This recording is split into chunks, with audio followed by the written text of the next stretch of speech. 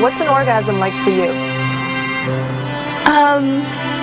I'm gonna say that it's like a blooming flower. It comes from the roots and grows up until it spreads beautiful aroma around the room.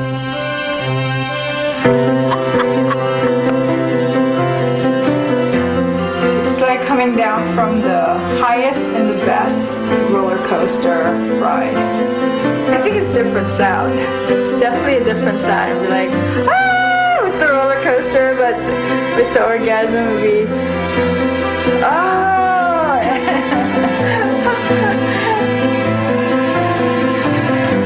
Is there something that comes to your mind when you think about having an orgasm? War. That's what I think about, is the war in my head.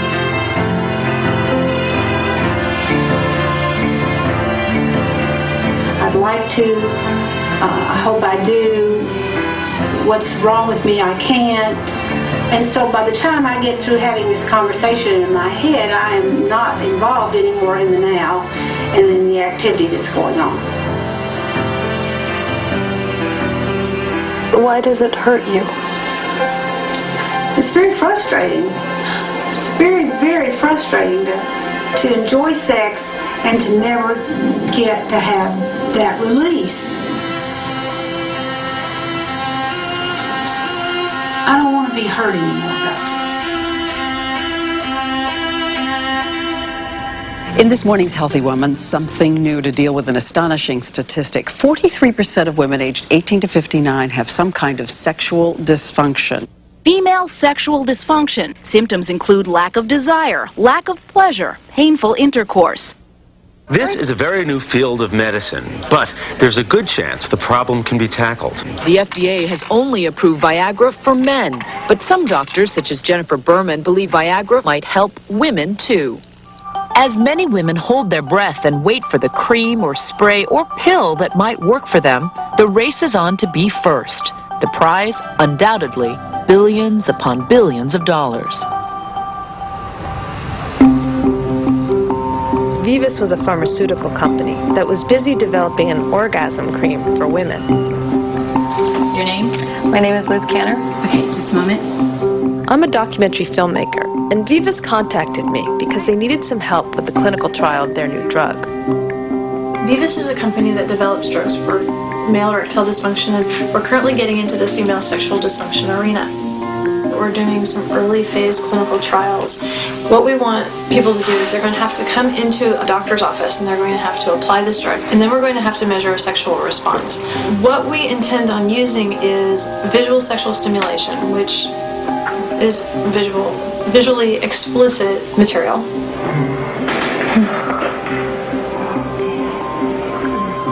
Well, we need some help with the actual production of the video. Vivus wanted me to put together erotic video for use during the testing of their new drug. I thought, how could I take this job? How could I not take this job? I was curious about the latest scientific thinking about women and pleasure. So I gained permission to film Vivus for my own documentary. Little did I know that I would spend 9 years documenting the medical industry's attempt to change our understanding of the meaning of health, illness, desire, and that ultimate moment, orgasm. Sex pill, I need those hormones, baby. Sex pill. What's the name of the company mean? It's Latin for alive. And I just had the feeling that our objective was to put life back into dead penises.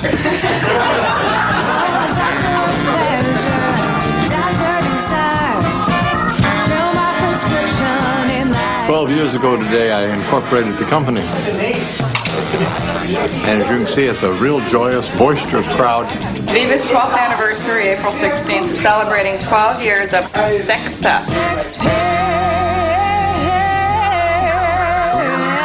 Did you found Vivus? After a radical prostatectomy for cancer, my privy organ was no longer alive. And that's when I focused on what could be done in the field of sexual dysfunction. All the drugs that we developed, all of them started on me.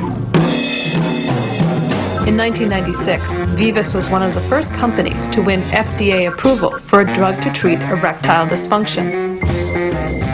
It was on the market 14 months before Viagra. It was heady days, though. I mean, you watch the stock price go up every day. Our market capitalization was over $1.5 billion. But for only a few days. Then Viagra was launched, obviously, 14 months later, and our sales of product actually started to deteriorate. When Vivus was no longer the marketplace champion for men, they started testing their erection drug on women. This new treatment was called Alista. How does Alista work? What happens when you add Alista, our product, with sexual stimulation? What effect does it have on cyclic AMP? In this case, it increases it pretty dramatically. That in turn decreases intracellular calcium, which in turn causes increased blood flow. How will you know if a woman has been cured by Alista? The end point in the male is rather straightforward. An erection occurs or it doesn't. Female doesn't have that same type of a vertical indicator. So we're dependent upon a diary or on questionnaires rather than doing a measurement of the amount of engorgement of the penis. What about orgasm? Well, interesting equation here that increased blood flow hasn't conclusively been shown to cause orgasm.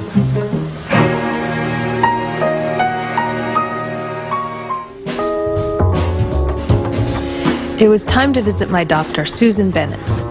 She teaches a class on human sexuality at Harvard Medical School. I usually visit her when I need a checkup. Is everything okay with sex? It's okay. Today, I was checking up on female sexual dysfunction. Were there any new medical discoveries that could have prompted this newly named disorder, female sexual dysfunction? No new medical discoveries regarding women's sexual problems that I know have been reported in the literature. We, as a society, think that we should be able to fix everything by just taking a pill. If women think that they should be having an orgasm every time they have intercourse, a lot of women are going to think there's something wrong with them. If women think that they should be as libidinous at 60 as they were at 25, a lot of women are going to think they need medication to feel better. But if in fact we say this is normal, this is a normal part of aging, you can still enjoy sex, it's not a disease.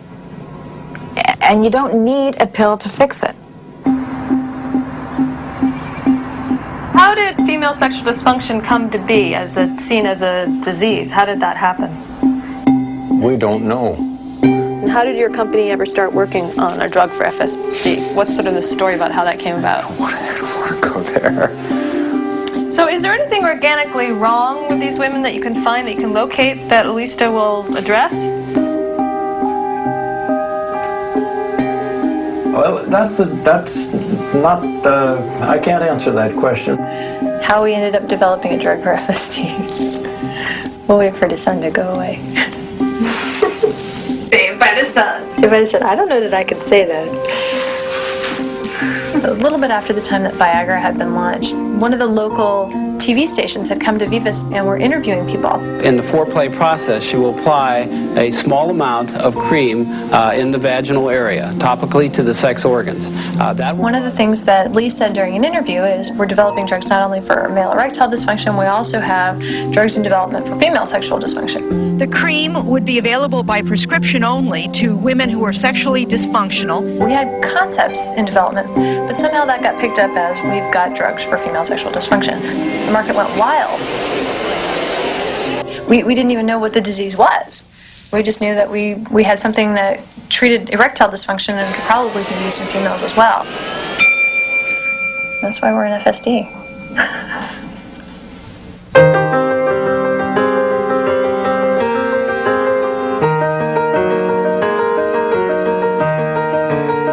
let me attempt to lay out what I see as one of the freshest, clearest examples of the corporate-sponsored creation of disease, female sexual dysfunction. The key meetings through the mid to late 90s and onwards, the key medical and scientific meetings where this new condition called female sexual dysfunction was being debated and defined and refined, all of them were sponsored by the drug industry. Who defines whether or not FSD is a disease? Why is it now a disease where maybe it wasn't before?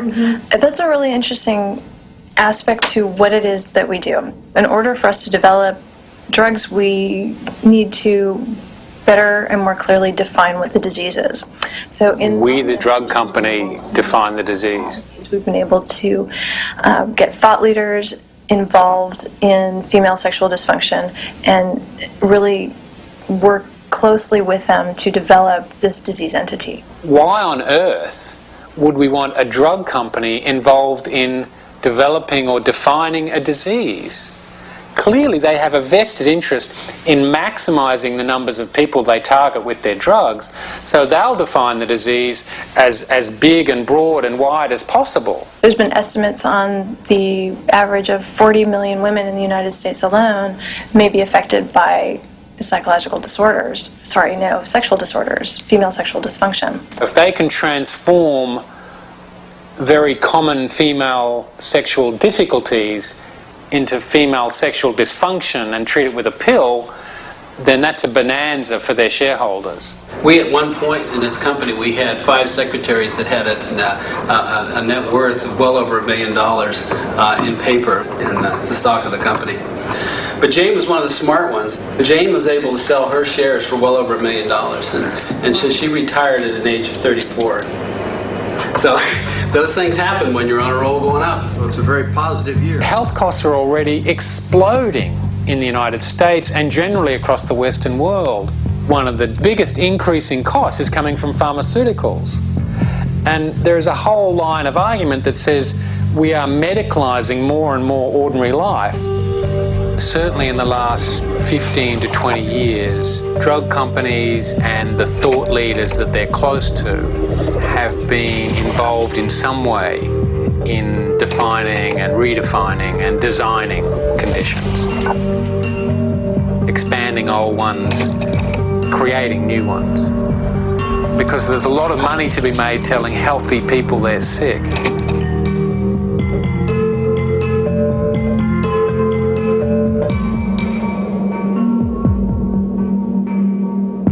One of the reasons the pharmaceutical industry was involved with developing diseases was that in order to create a prescription drug or treatment, the FDA requires that it treats an actual disorder.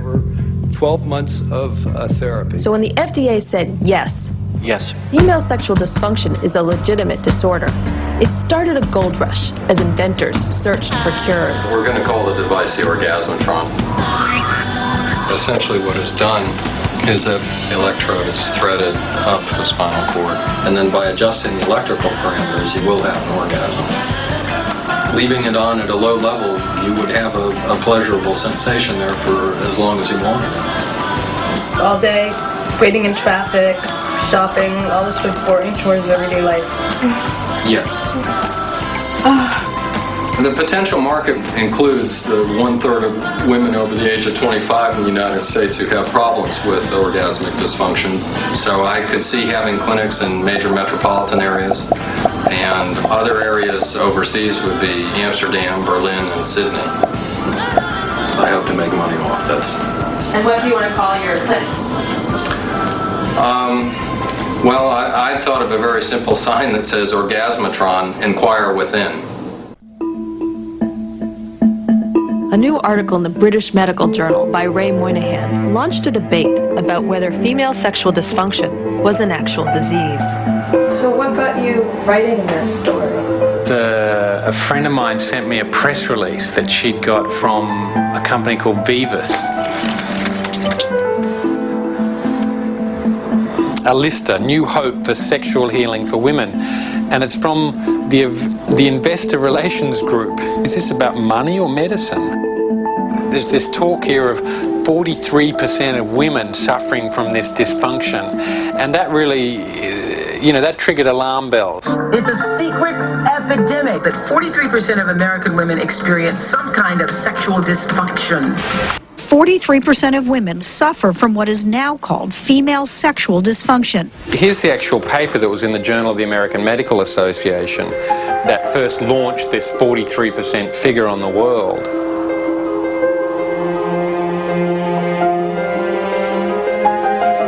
It's based on a survey from the early 90s. Women were asked a series of questions about common sexual difficulties that they might experience.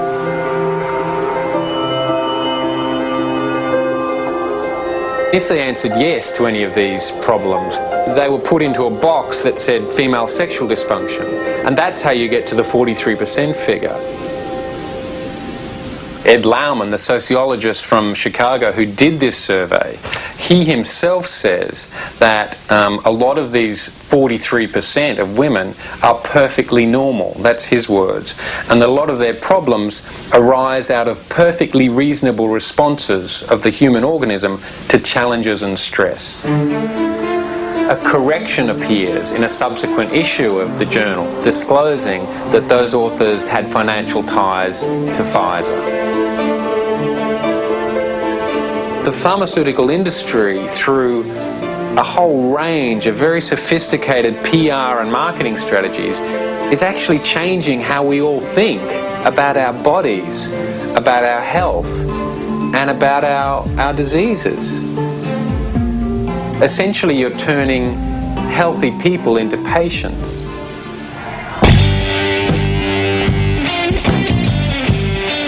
How does one effectively protest against the existence of a disease?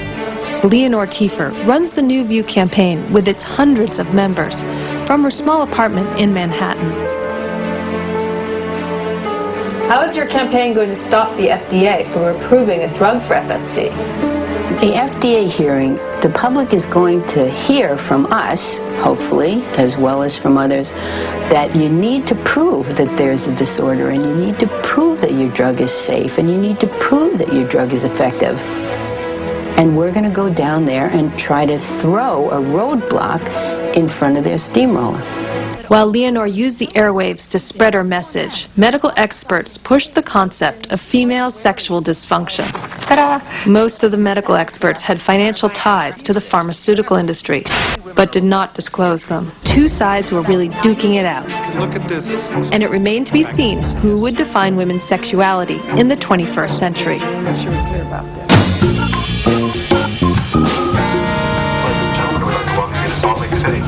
Local time here is 11:06. In the midst of the battle, Vivus arranged a luxurious ski trip in Utah for the doctors who ran their clinical trials. There they plan to announce the long-awaited results of the clinical trial of Alista, the same one that featured the erotic videos that I edited. At the last minute, a senior executive banned my camera from the meeting. I managed to attend anyway and discovered that Alista was not doing nearly as well as they'd hoped. It was interesting. What we found in this study was that even when you gave patients placebo, when you showed them visual stimulation, their levels of overall sexual satisfaction in general went up. So you basically discovered women like porn.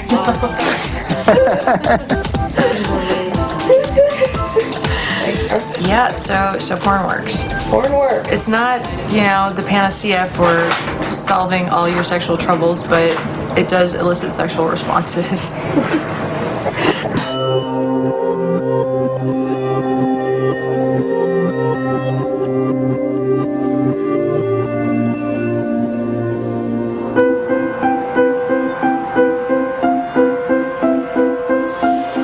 Back in North Carolina, Dr. Malloy was wrapping up the clinical trial of the Orgasmatron. I'm waiting for my second visit with Dr. Malloy. It's not working for me very well. And if you want to come closer, I'll demonstrate for you. It's working in this leg. Watch. I said I'm not much good unless you like to be kicked in the behind. I had a feeling they were going to take it out today. Were you able to get close? Not able to. And I tried every position you can imagine on that. Well, I'm disappointed. In your clinical trial, how many women did the orgasmatron work on? We've succeeded in stimulating 8 out of 9, but we've not been able to maintain the electrode in but 6, and of those 6, it's worked in 4. We were able to stimulate 91% of the women, 10 out of 11.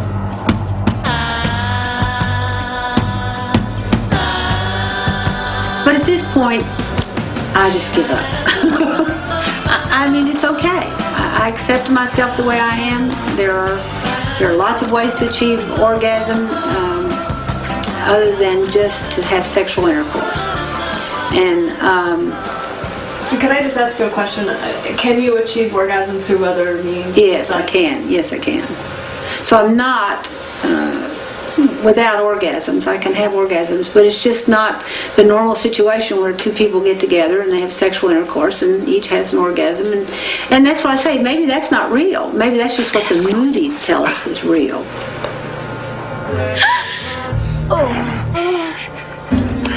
Exactly. Most women would not have orgasms from the kind of sex you see in the movies. 70% of us need direct clitoral stimulation in order to climax. So that's what you were hoping, that this device would allow you to have orgasms during sex? Yes, during sexual intercourse. And just, again, in what I think is a normal way, but you have absolutely washed that out of my mind. I no longer know what's normal. So that's wonderful, because that's a brand new start.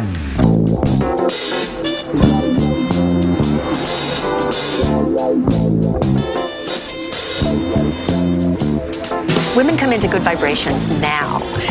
Not just young women, older women, women the age of their mothers, women the age of their grandmothers, and they're not sure where their clitoris is.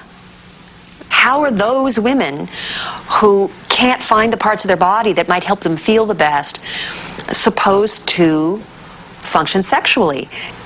Is a drug going to help them? Maybe if it has a map of the clitoris on the box. I hope nobody steals my idea. Mama's got the machine, best sex machine. The reason we have vibrators today is because over 100 years ago, in the late 19th century, doctors were using vibrators to treat a disease in women called hysteria. When a woman who had hysterical symptoms would go and see her doctor, and her doctor would apply vibration, and she would have a hysterical paroxysm of relief, something that today we would call an orgasm.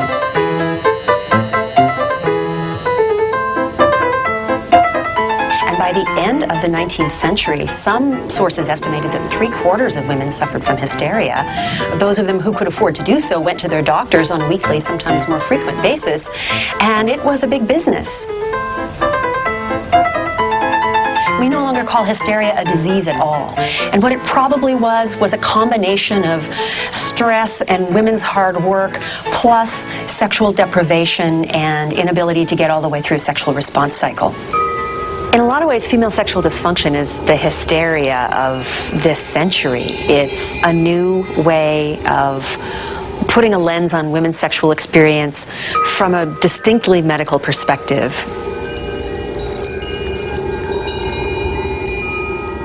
Women need to feel entitled to their sexual response. They need to go to their doctors and demand to be heard and demand treatment because it is available. And I guess my... Urologist Jennifer Berman and sex therapist Laura Berman were the first to really brand the condition of FSD. Jennifer Berman are pioneers in the new... They have become the pseudo-celebrities associated with this particular dysfunction.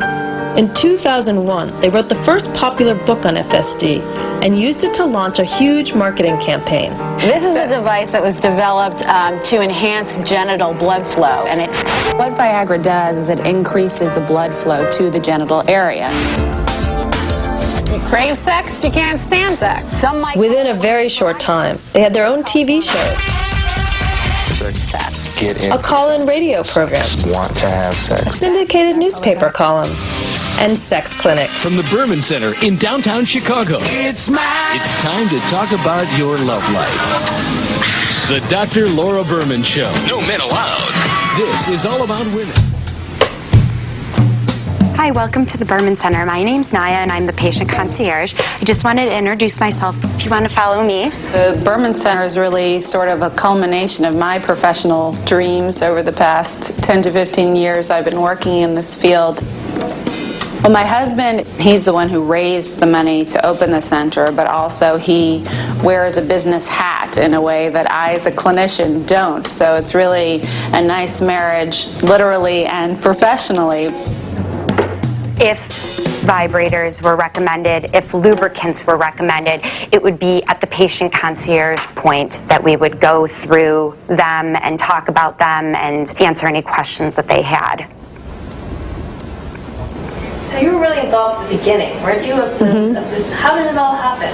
Yeah, from the beginning, when all of the focus started on female sexual dysfunction, the medical piece of it, there have been a lot of companies that have been trying to develop drugs or medications or medical devices for sexual dysfunction, and I've been involved with just about all of them. I was one of the principal investigators of the Viagra in women. At the halfway mark, Viagra, the favorite, is bringing up the rear. There's trouble on the track. Viagra is not working any better in clinical trials than sugar pills. So Pfizer yanks her from the competition. So would you recommend that doctors continue to prescribe Viagra for women? I still feel really strongly that Viagra and drugs like it, the vasodilators in general, which improve blood flow to the genital area, definitely have a role as part of a comprehensive treatment plan for women. The initial... Laura Berman is playing a dangerous game here.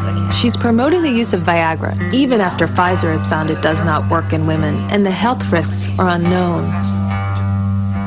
Once a drug has been FDA approved for a particular condition, doctors can legally prescribe it for any disease.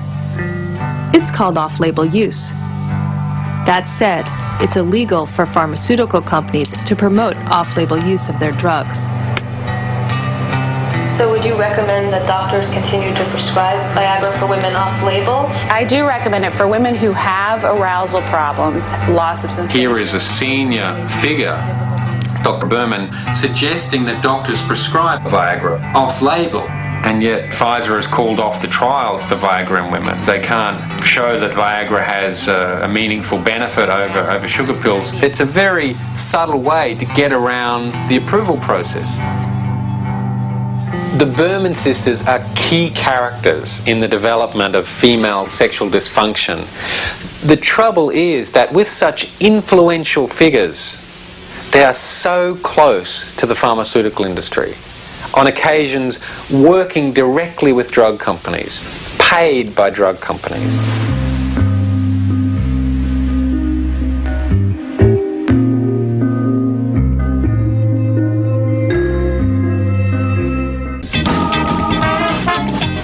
With Alysta and Viagra dropping out of the race, it was becoming clear that the drugs that have been made to give men erections were not working on women. It seems that it takes more than increased vaginal blood flow to give women orgasms. Hi Craig, this is Liz Canner calling. I'm calling just to check in with you about the filming that we discussed. Still trying to reach you because I wanted to check in with you about filming. Still trying to reach you. Perhaps because they were failing, Vivas did not want to be interviewed anymore about Alysta. The creams, pills, and vaginal surgeries and the orgasmatron were not providing the quick fix that the industry had been hoping for. Maybe this is because most of women's sexual problems are not purely physiological. I was working full-time and taking care of the kids and taking care of the house, taking care of everything. I was physically tired, I was mentally tired, and I was emotionally tired. The last thing that I wanted at night or any time was for someone to touch me in a sexual manner, because it was just, I felt like all day long I had been pulled at and touched and had little hands on me, you know, taking care of kids all day and then still trying to work. And sex was just not important. I was abused sexually as a child by a relative of mine. I do realize that men of my culture specifically, that I have a much more fearful reaction towards physically. I've had experiences where I've felt like my whole body sort of closing off to a certain type of person. and I'm sure that has to do with the past. My first few years of sexual experience were not that enjoyable. It was as though I felt the urge to, but I couldn't let go into enjoying it. I had an idea of what sexy was, and I wasn't it. Can't even really lose myself in the moment, because you'll be like, oh, well, I have to, don't look at me from that angle, kind of thing. Not in the middle of the day when all the lights are on. I mean, I'm not in that relationship. I'm in another relationship. But I still have kids, and I still work full time, and I still have life, and it's still busy, and it's still crazy, and it's still hectic, but it's different. And now the workload around the house has been lessened because there's more equal sharing. I'm not as exhausted as I once was. So intimate and emotional needs are being met, and so I do feel like a sexual being, and I do want sex, I do desire it. My partner right now, who's like one of the most caring, sensitive people in the world, is of the same culture as me. And when we initially started seeing each other, I was very, very, very, very afraid. Memories don't go anywhere. They just physically stay with you. Like, I see a therapist. I think it's something that's really, really important to realize that most sexual health problems are all a lot related to things that therapists or psychiatrists need to talk to you about. So I definitely feel that things have changed, but I mean, I'm getting there. I wouldn't say that I'm like, I've reached, full sexual liberation. But I really learned how to love myself and give myself what I needed. And to be able to make myself feel beautiful and sexy. Or not even make myself feel that way, but just allow myself to feel that way. Then maybe I feel that way naturally if I'm not trying to judge it or confine it. Okay, I'm gonna leave now.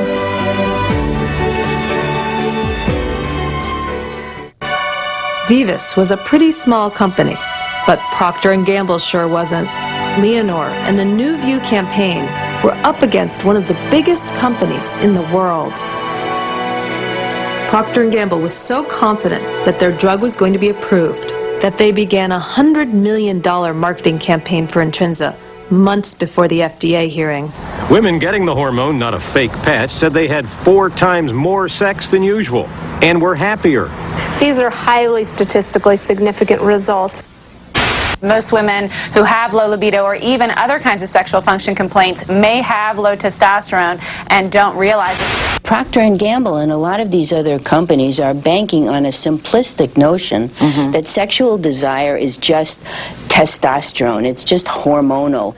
Most of the news stories on the patch failed to mention some of the likely causes of a diminishing libido.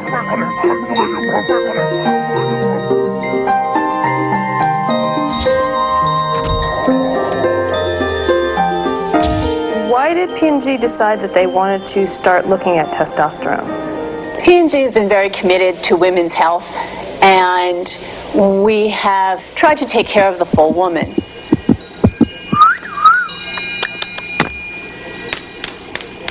When they first became interested in the testosterone patch, they felt that this would add to the whole gamut of taking care of the whole woman.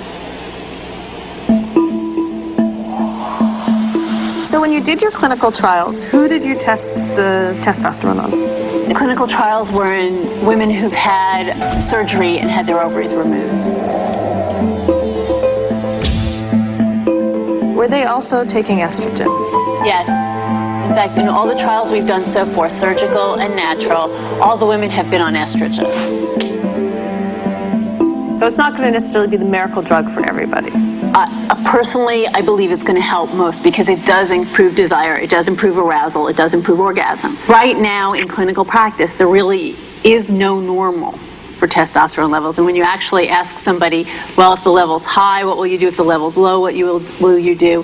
And physicians really can't say what is normal.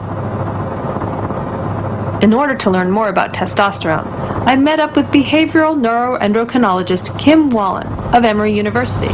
From a very early age, I had this sense that sex was something that was extremely powerful, and I also had the sense that we didn't know very much about it. So when I discovered in college that you could actually study sex, that was really, I think, what I was most interested in and most committed to. He has devoted his life to studying the effects of hormones on sexuality. It just turned out that I ended up working with monkeys, and I think they're actually an ideal system.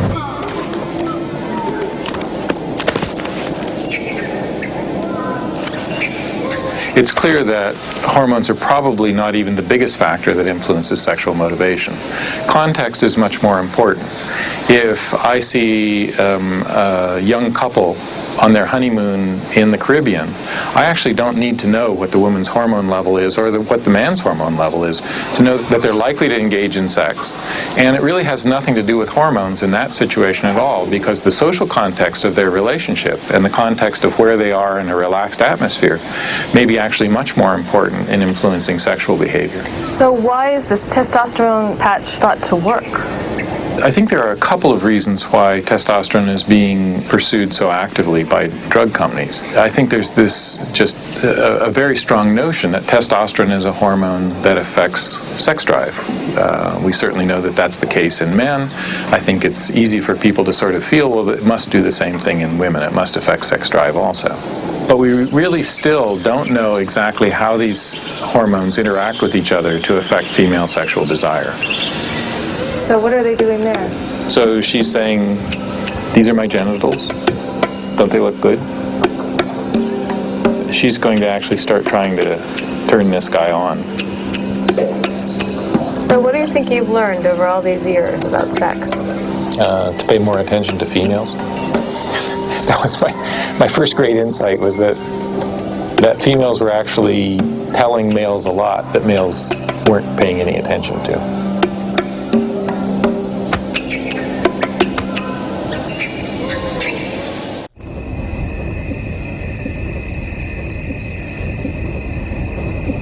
You know, we need to talk a little bit about, but I'm not sure what we're going to do about it, is this FDA meeting on December 2nd. You know, I've started collecting the original research on these tests. These women are not being tested for testosterone patch.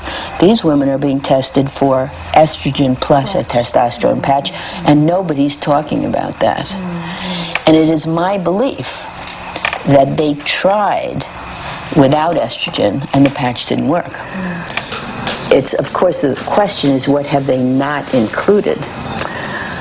The success will not be measured by stopping this drug, because there are Androsorb and Alista and Estrace and Estratest and Avista and Femprox and Intrinsa and Livial and NM1870 and sterile noriesocene and testosterone creams and Tostrel, a gel, and Vasofem. And do you think that there's a chance that you could have an effect? Well, I always think there's a chance we can have an effect.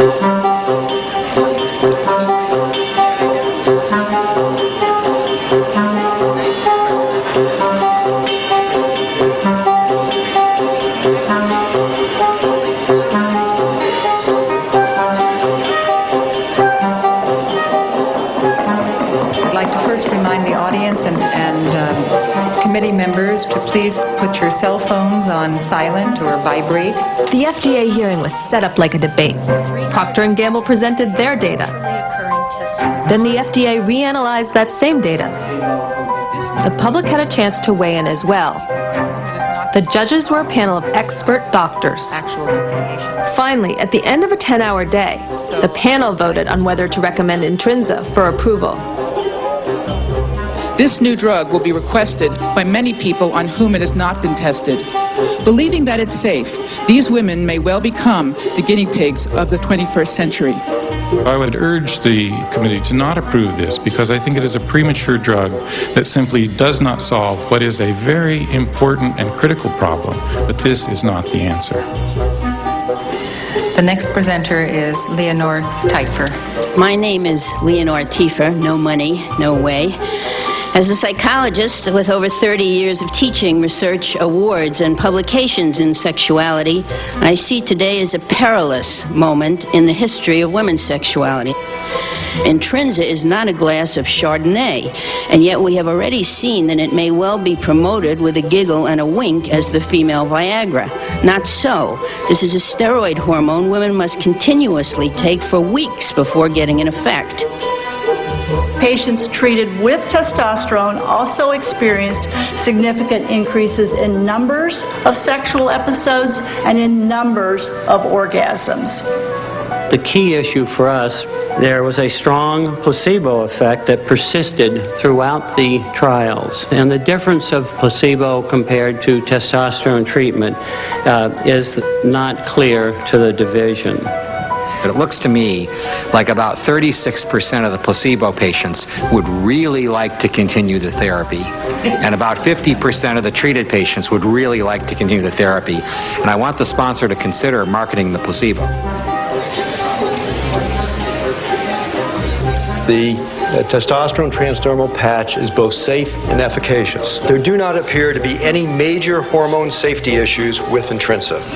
Testosterone was very strongly actually related to breast cancer risk. 2.2-fold increased risk of developing breast cancer. This was highly significant. In addition to being concerned about the side effects of testosterone, the FDA was also alarmed by the health risks associated with the long-term use of estrogen, as found in the WHI study. In reality, there was a 24% increase in the risk of coronary heart disease. There was a 31% increased risk in stroke. Venous thromboembolism was doubled. There was an increase in breast cancer. There was a doubling in the rate of dementia if one was assigned to active hormones. Just because it was the WHI studies were disappointing, we're not debating the safety of estrogen here. It's only I'm not so sure if we are or not. I don't understand this. I mean, you know, if they're mandating these patients have to go on long-term estrogen and then use the patch, then basically, aren't you back to where you were with the discussion of the safety of estrogen? You're putting a product on top of a base that already has warnings. The risk that was seen with Vioxx was very modest. But when you translated that to 105 million prescriptions and 20 million Americans, it represented an enormous burden. The potential for this agent to increase the risk of cardiovascular morbidity and mortality is substantial. I also don't want to expose several million American women to the risk of heart attack and stroke with their devastating consequences in order to have one more sexual experience per month increased. So we now reach our fourth and final question, and that is, are the efficacy and safety data adequate to support approval of TTS? No. No. No. No. No. No. No. No. No. No. No.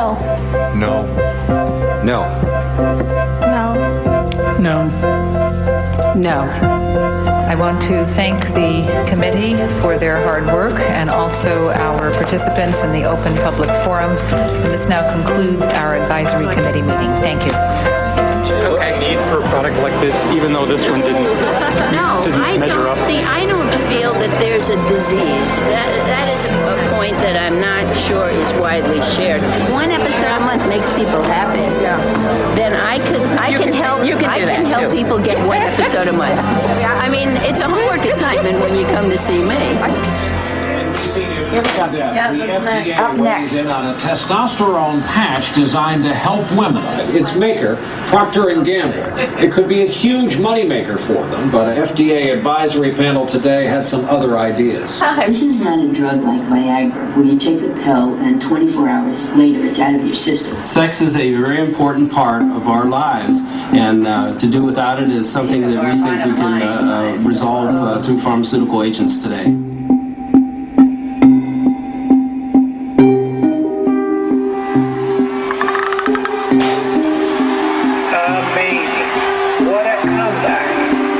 After failing to receive FDA approval in the United States, Intrinsa wins authorization in the European Union for use in women who have had radical hysterectomies and are taking replacement estrogen.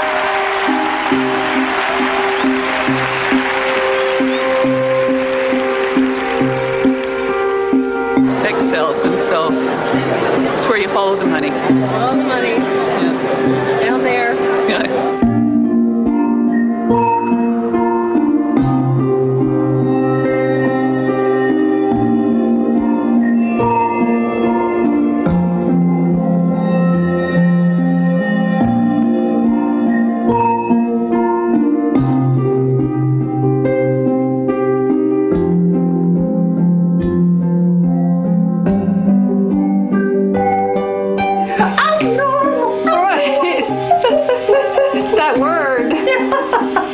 I'm not diseased, I'm just normal, honey.